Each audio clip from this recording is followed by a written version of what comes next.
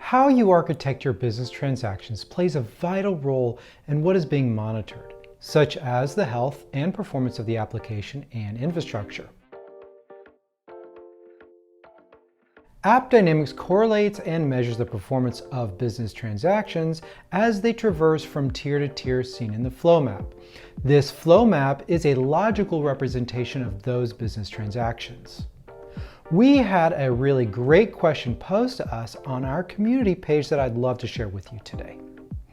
How do we track the performance of individual clusters that make up a larger tier running the same business transaction?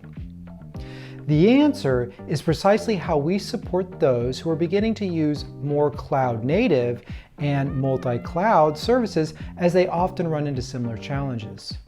We can see the performance of business transactions, the tiers, and even individual nodes.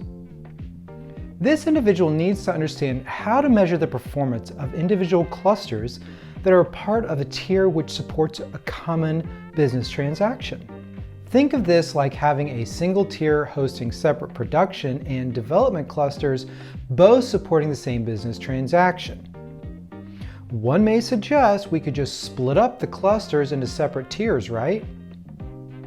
This would provide the performance metrics of each cluster individually, since we do monitor the tiers. Well, that's not what we would consider as best practice.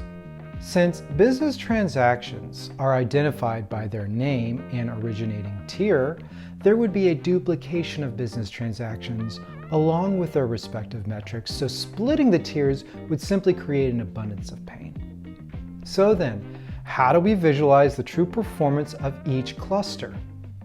We had a really great suggestion in response to this question. Try appending or prefixing the node name with the cluster name.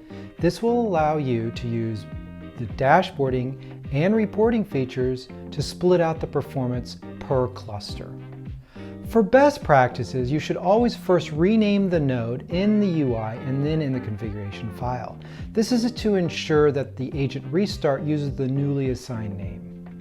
And I hope this helps you understand how AppDynamics looks at business transactions in order to measure their performance, as well as helping name nodes, how naming nodes can help you utilize the monitoring and the performance of clusters. Have a tip you'd like to share? Post it on our community share a tip section, and who knows, maybe your tip will be the next tip of the month. Happy monitoring.